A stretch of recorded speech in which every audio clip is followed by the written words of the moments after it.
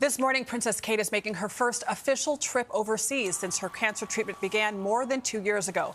Observers say her visit to Italy is another clear sign the future queen is doing well. Chris Livesay is in Rome with more. Something happened in northern Italy recently that the royal world is still talking about. Thousands of people, not hundreds, thousands, drove up to 3 hours across the Italian countryside for a single reason. Not a concert, not a film premiere, not a festival. They came to see one woman step out of a car. And when she did, the noise that erupted from that crowd was the kind of sound you feel in your chest. That woman was Catherine, the Princess of Wales. And while she was standing in the streets of Reggio Emilia getting down on the floor with Italian children who ran to her with their arms wide open, something very different was unfolding 6,000 miles away in Montecito, California. Because at the exact same moment Catherine was being embraced by a nation that had never even been her home, Meghan Markle was posting a promotional video online that left the entire internet speechless, and not in the way she intended. Stay with me here, because what we are about to walk through is not just a tale about two women. It is a story about authenticity versus performance, about patience versus impatience, about what 20 years of genuine, disciplined, quiet service actually looks like when it finally meets its moment. And by the time we are done, you are going to understand something fundamental, not just about Catherine and Meghan, but about why one of them keeps winning and the other keeps wondering why she keeps losing. And honestly, this might be one of the most important lessons in public life playing out in real time right now. Because the story of Catherine and Meghan is not really about royalty. It is about something universal. The difference between building something real and performing something constructed. Between serving others and centering yourself. Between discipline and impulse. Between the long game and the short one. Most of us instinctively understand the difference. But watching it play out at this level, with this much money and this much visibility at stake, makes the contrast almost impossible to miss. What actually happened in Italy and why it matters so much. Let's start at the beginning, because what Catherine did in Italy wasn't just a successful royal tour. It was a masterclass in authenticity that no PR team in the world could have scripted. Catherine traveled to Reggio Emilia for her early years project, a cause she has been quietly, methodically building for well over a decade. Not because a focus group told her it would play well, not because a communications team identified early childhood development as a politically neutral safe space. She did it because she genuinely believes, based on years of personal research, that the first few years of a child's life determine virtually everything that follows. Think about that for a second. This is a woman who has read the academic literature. She has visited early childhood centers around the world. She has spoken directly to developmental psychologists, neuroscientists, pediatricians, and Reggio Emilia, this specific town in northern Italy, is home to one of the most internationally respected early childhood education programs on the planet. That's why she chose it. Not for the backdrop, not for the photo opportunity, because it is genuinely, substantively the best in the world at what she cares about most. And the people of Reggio Emilia responded to that. They felt it. They knew this wasn't a fly-in, smile and wave visit. This was someone who had done her homework, who knew their work, who respected what they had built. Here's the detail that stopped everyone in their tracks. When Catherine stepped out of that car and greeted the children, she spoke to them in Italian. Not tourist Italian, not the basic phrases you pick up from a phrase book. Fluent, natural, confident Italian. Because almost nobody knew until that moment that she had actually lived in Florence before she went to university. She had never made a performance of it. She had never dropped it into an interview to seem impressive. It simply came out, naturally in context, as it would for someone who genuinely absorbed a language through living it. Royal commentator Hugo Vickers, who has spent decades in and around the royal family and does not traffic in empty compliments, watched the footage and used the words completely natural and purposeful. He described it as a perfect royal tour, a genuine fact-finding mission where she will actually report back and take what she has learned into future policy work. He noted that it looked nothing like a stage setup, and in that pause, in that diplomatic phrasing, everyone watching knew exactly who he was contrasting her with. The crowds were enormous. That bears repeating. These were not people who were there because a concert had been advertised, because a film premiere was scheduled, because some entertainment was being offered. They were there for a royal visit centered entirely on child development research. And they drove 3 hours to be there. Royal observers were calling it a turning point, not just for the tour, for Catherine's entire public narrative. After everything she went through privately over the last 2 years, the surgery, the cancer diagnosis, the months away from public duty, this was the moment the world saw what had been quietly building beneath the surface. Here was a woman who had faced something terrifying, had handled it with almost incomprehensible grace and privacy, and had come back not diminished, but somehow even more fully herself. And here is the thing that nobody who watched it can quite shake. She came alone. No William beside her. No senior family member sharing the stage. Just her. And when that car door opened and the crowd noise went up, that roar was entirely for Catherine. Ask yourself honestly, when did you last see that kind of reception for someone who wasn't performing, who wasn't selling something, who was simply showing up to do the work they actually believe in? Meanwhile, in Montecito, the brand video nobody asked for. While all of that was unfolding in the streets of northern Italy, something very different was happening in Montecito, California. Right around the same time Catherine was being mobbed by children and cheered by thousands, Meghan Markle posted a new promotional video for her As Ever lifestyle brand. The video was presented as a campaign for her product range, jams, honeys, candles, and it was supposed to generate excitement and sales momentum. What it generated instead was bewilderment on an almost industrial scale. Meghan appeared in an evening gown. She was touching her chest. She was gazing into the camera with what appeared to be an attempt at smoldering intensity. She was drinking tea in a manner that one person in the comments section described perfectly as trying to be seductive or aspirational. We're still not entirely sure which. Within 9 minutes, the entire internet had coalesced around the same basic reaction. This wasn't just mild confusion.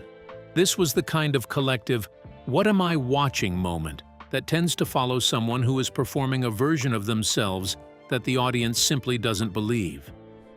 One comment that kept being shared described it as the behavior of someone who genuinely believes they are more fascinating than the rest of us find them.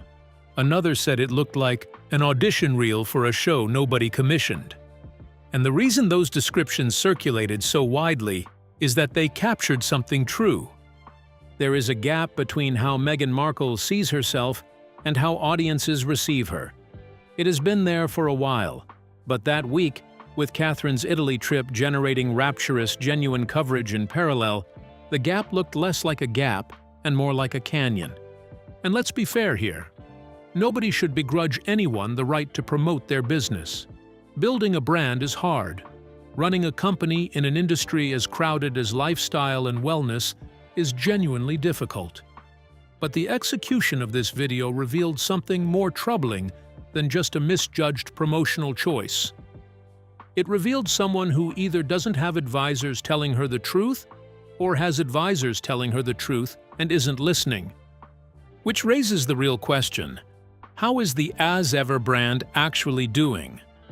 And the answer to that question is where this story gets genuinely serious. The money problem, and it is a real problem. Sources close to the couple have now confirmed what many observers had begun to suspect. Harry and Meghan need a minimum of $6 million every year just to cover their basic cost of living in Montecito. $6 million. Before anything extra, that is their baseline. 3 million of those 6 go directly on private security. That alone. And then there is the mortgage on a $15 million property, and the staff, and the travel, and everything else that comes with maintaining a life in one of the most expensive enclaves in the United States. Now, the As Ever brand was supposed to meaningfully address that equation. The jams, the honeys, the teas, the candles, the whole aspirational lifestyle offering was supposed to create an income stream that would give them genuine financial independence, and it has not done that. One product, a candle, reportedly arrived without a wick. The orange marmalade has become an ongoing running joke online, partly because it isn't actually marmalade in the traditional sense, and partly because the gap between the lavish, cinematic presentation and the fairly ordinary product underneath has struck a lot of people as emblematic of a broader problem. The packaging is exquisite, the branding is gorgeous, but people who have bought the products are not rushing back in the numbers needed to put a meaningful dent in a $6 million annual operating cost. And Harry, by all accounts, while committed to his philanthropic work, is not currently generating significant personal income from it. So let's run the numbers, because they matter. Netflix canceled shows. The Spotify deal, which was reportedly worth somewhere in the region of $18 to $20 million and produced a single podcast season, is long gone. The Girl Scout movie generated some early headlines but has not created the commercial momentum that was needed. And the Hollywood doors that were supposed to fly open after they left the palace have remained, in the words of one observer, stubbornly shut. Here is the part that carries a very particular kind of irony. Do you remember the stated reason, one of the central stated reasons, that Harry and Meghan gave for stepping back from senior royal duties? They didn't want King Charles to have control over their finances. They wanted independence. They wanted to prove that it could be done on their own terms, through their own commercial endeavors, without institutional support. They went out. They got the big deals. They made the announcements. And now, reportedly, they need $6 million a year just to stand still in Montecito. And the institution they left? It is still standing, still operating, still traveling the world, still doing the work, still generating the kind of goodwill that no amount of money can buy. The SNL incident and the NBC blacklist. Just when you thought the week couldn't become more revealing, Saturday Night Live happened. During Weekend Update, SNL made a joke about King Charles visiting the United States. The show was marking the 250th anniversary of American independence from Britain, and the punchline involved Meghan being described as, and I'm quoting here, an American terrorist. The audience laughed. The show moved on. Because that is what SNL does. It has done it to presidents, to A-list celebrities, to heads of state, to anyone sufficiently in the public eye to be recognizable to the demographic that watches late-night television on a Saturday.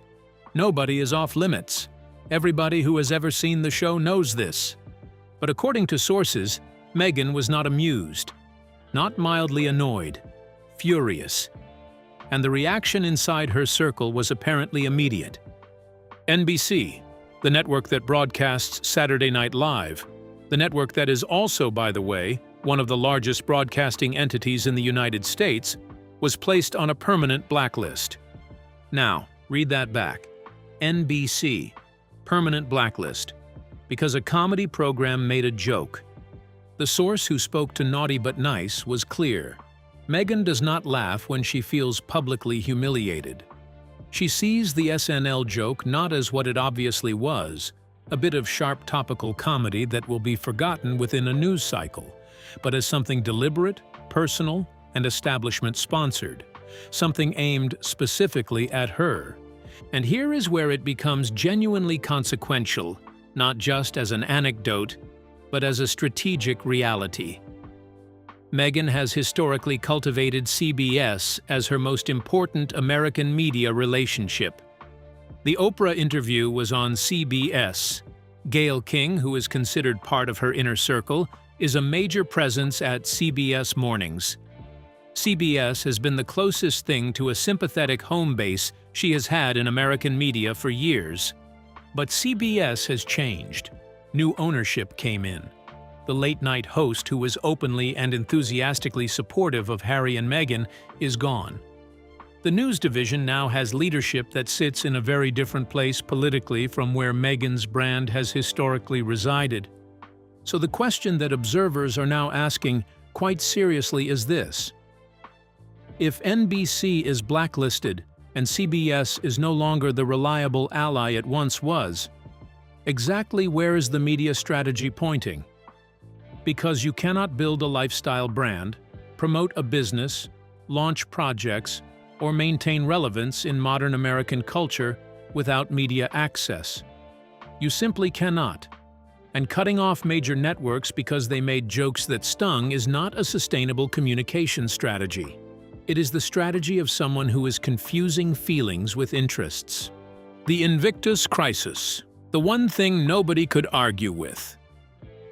Of everything that happened that week, the most genuinely troubling story, and the one that deserves far more attention than it has received, is what is happening to the Invictus Games.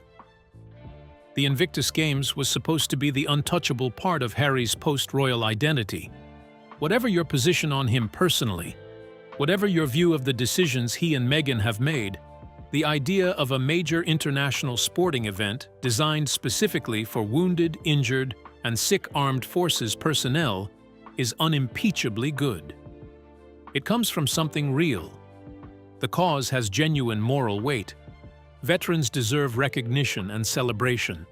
Nobody disputes any of that, which is exactly why what is happening now is so difficult to watch. Boeing, one of the Games' major sponsors, has pulled out of Invictus 2027. Gone. The contract ended and was not renewed. The Australian government, following Harry and Meghan's controversial visit there, pulled nearly £5 million in funding for their national team's participation. Also gone. The organization actually filed for bankruptcy in 2023. That fact received remarkably little attention at the time, but it needs to be stated plainly. The Invictus Games Foundation declared bankruptcy. That happened, and the UK government has now committed £26 million of public money, £26 million, to keep the Games operational. British taxpayer money going to an organization that has already been through bankruptcy is hemorrhaging sponsors and is losing national government support from participating countries.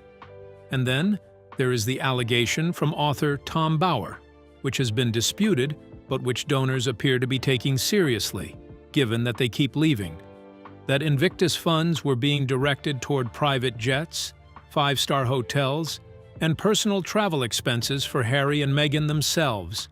For anyone who grew up with a genuine respect and reverence for the armed forces, and that describes an enormous number of people in the United Kingdom, the idea that wounded veterans are being overshadowed in their own event by two people's personal brand management is not merely disappointing, it is infuriating.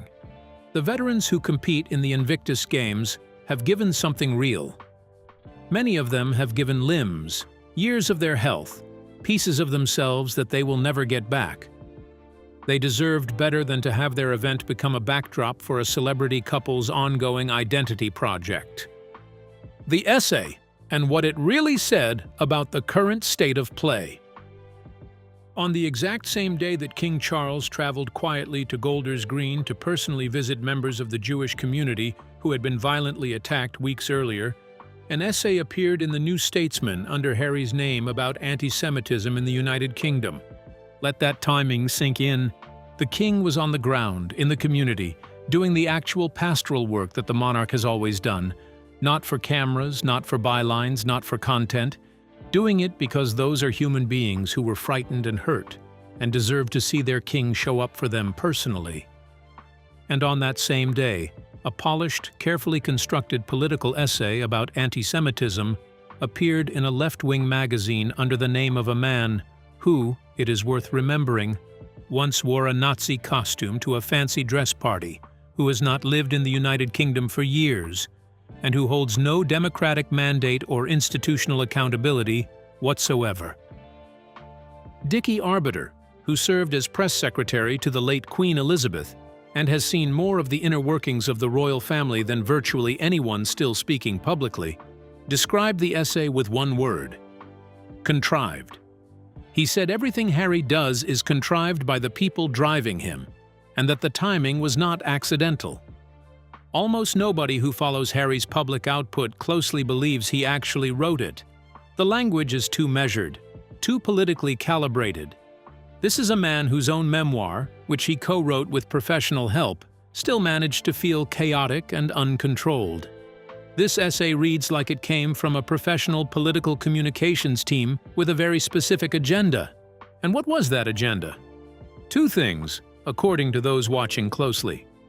First, attach Harry's name to a serious, morally significant topic to generate the impression of relevance and intellectual engagement. Second, and this is the part that was transparent to absolutely everyone paying attention, pull media coverage away from Catherine's Italy trip at the exact moment she was generating the kind of reception that neither Harry nor Meghan can currently produce. The Jewish Chronicle published a detailed response pointing out the flaws in the essay's arguments. Royal commentators lined up to question the wisdom of a man with Harry's specific history on this topic, feeling qualified to lecture the country through a partisan publication. And the contrast, the simple, devastating, unspoken contrast, was there for everyone to see. His father was at Golders Green that day, doing the work, without a byline. Catherine's story. What 20 years of genuine behavior actually looks like. Here is what gets lost when this entire story gets reduced to a competition between two women, which is the framing that tabloids love and reality resists. Catherine's reception in Italy was not the product of a good week. It was not the result of a successful media campaign. It was not the payoff of a strategic repositioning exercise. It was the visible result of 20 years of behavior that has been consistent, unglamorous, and almost entirely focused outward rather than inward. Think about what this woman has endured publicly in those 20 years. Paparazzi camped outside her flat before she had even married William. Endless cruel commentary about her weight, both accusations of being too thin and snide remarks about any perceived change. Topless photographs published without her consent in 2012, a violation so serious it went to court. Phone hacking, relentless speculation about her marriage, her family, her friends, her expressions. The suggestion, repeated for years by people who should have known better, that she was somehow passive or empty, that she was simply a woman who had waited patiently to marry well. And then last year, privately, quietly, without telling anyone until she had to, she received a cancer diagnosis.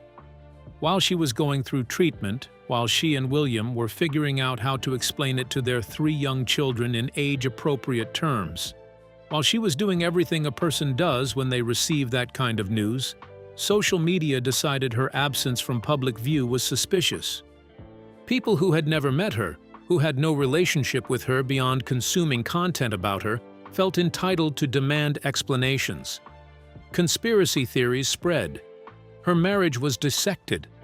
Her whereabouts were questioned. The level of entitlement was, at times, genuinely disturbing. And what did she do with all of that? Not one revenge interview, not one tearful exclusive, not one carefully planted story designed to make anyone else look bad. When she did speak publicly about the cancer, it was a short video, calm, clear. She thanked her medical team. She explained simply that she and William had wanted to handle it privately first, especially for the children. And then she did something that tells you everything you need to know about who Catherine actually is. She turned it outward. You are not alone. That was the message she chose. Not, feel sorry for me. Not, look what I've been through. You are not alone. For anyone else watching who had received similar news, or who feared receiving it, or who was sitting with someone who had, you are not alone.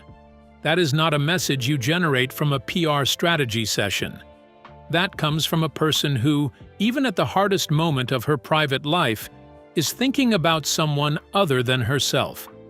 And when she walked back out into the world and traveled to Italy, and those children ran to her. Those children had never been briefed on her cancer diagnosis. They had no idea about the difficult year she had been through. They simply responded to a person who was present, warm, and genuinely there for them. You cannot manufacture that. You either have it or you don't. The vow renewal plan and what it reveals. Let's talk about what Meghan is apparently planning next, because it tells you something important about the current state of their strategic thinking. According to sources, a vow renewal ceremony is being seriously discussed. The framing being developed around it is this: Harry and Meghan never got the wedding they truly deserved. The institution surrounding it was problematic. A vow renewal would finally be the moment that corrects that. The celebration they were denied.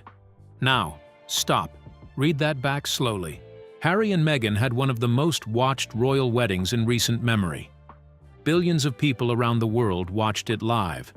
The production values were extraordinary. The music alone, that choir, that trumpet voluntary, is still remembered and replayed years later. It was, by any conceivable objective measure, a spectacular, globally watched, historic event. And the current argument is that it wasn't enough? Insiders say the real motivation is commercial. A vow renewal creates content. It creates media coverage that can be licensed and sold. It creates the opportunity for a documentary, a special, a streaming deal. Some kind of product that generates the income that the current brand portfolio is not generating. At the exact same time this is reportedly being planned, Harry is apparently in negotiations with palace officials ahead of a potential UK return for Invictus. And he is, sources say, trying to negotiate guaranteed special treatment and respect for Meghan as a precondition of their coming back. Let that sit with you for a moment. You cannot negotiate respect. Every single person watching this understands that at a bone-deep level, because you have spent your lives learning that the hard way. Respect is not something you receive because you demanded it in a meeting. It is something you earn through years of showing up, doing the work, keeping your word, and not making everything about yourself. Catherine has never once had to negotiate for it.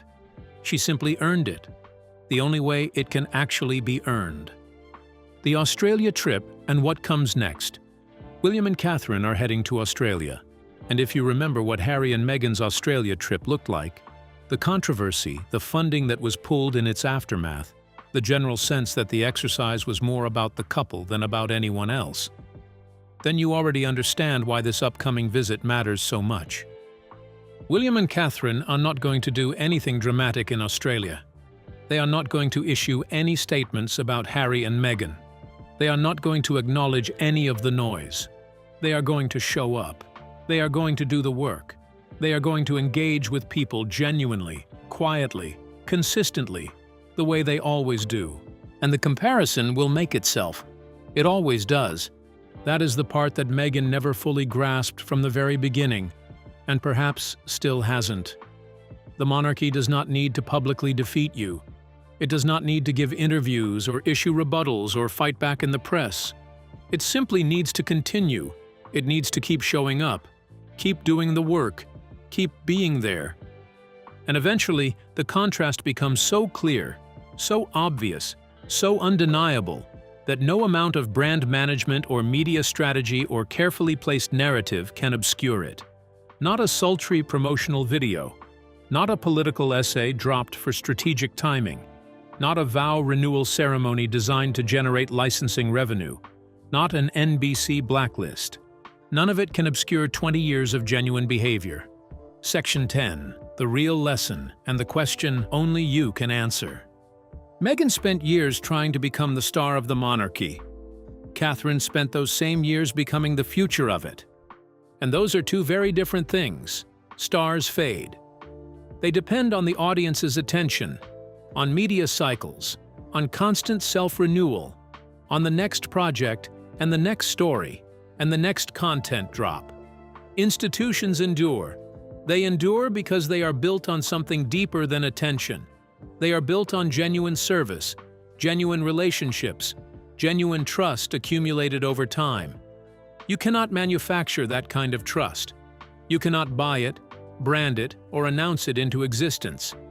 It is either there or it isn't, and people, ordinary people, children especially, can sense the difference before a single word is spoken. Italy was not the beginning of this story. It was the moment the ending became impossible to ignore. A woman alone in a foreign country, speaking the local language, getting down on the floor with children who ran to her without hesitation. Thousands of people who had driven 3 hours just for a glimpse of her, standing in the street, roaring. No handlers choreographing the moment. No carefully timed photo release. Just a crowd responding to something they recognized as real. The way crowds have always responded to the real thing throughout all of human history. That is not a PR moment. That is not a content opportunity. That is 20 years of genuine work, finally visible to the whole world at once. And the question I want to leave you with, the one that I think is actually worth sitting with, is not about Catherine, and it is not about Meghan. The question is this: in your own life, in your own work, in whatever it is you are building or have been building, are you trying to look like someone who matters, or are you doing the work that makes you matter? Are you chasing the shot, or are you actually there for the people in front of you? Are you building a following, or are you building something real? Because those two paths look similar from the outside in the early stages. They diverge, slowly at first, then all at once. Because the Italy trip didn't happen because Catherine planned a great media moment. It happened because Catherine, for 20 years, was genuinely present for the people she serves. And the children who ran to her in Reggio Emilia didn't know anything about that history. They just felt it, the way you always feel the real thing, even when you can't explain why. No vow renewal is going to change what that image means. No essay is going to overshadow it. No NBC boycott is going to redirect attention away from it. The contrast has made itself, and it will keep making itself in Australia and after Australia and in every public appearance that follows, until the gap between authenticity and performance becomes so obvious that even those who have most wanted to look away cannot any longer. History has a way of doing that, of stripping away the noise, the spin, and the carefully managed narrative until only what is actually true remains standing. Checkmate. William and Catherine are heading to Australia, and based on everything we have seen, the Italy trip, the decades of consistent behavior, the genuine connection that cannot be staged, something tells me that story is going to be worth watching very closely. The world will be paying attention, and I will be right here, breaking it down for you, every step of the way. If you found this video valuable, if you felt like it cut through some of the noise and gave you the full picture rather than just the headline, please hit that like button right now and subscribe so you don't miss a single update as this story continues to develop. Drop your thoughts in the comments. I genuinely read them. Do you think Meghan can course correct? Do you think the As Ever brand has a future? And what do you think is really going on behind the scenes with Harry and the Invictus situation? Because this story is far from over. And the next chapter, I suspect, is going to be even more revealing than this one.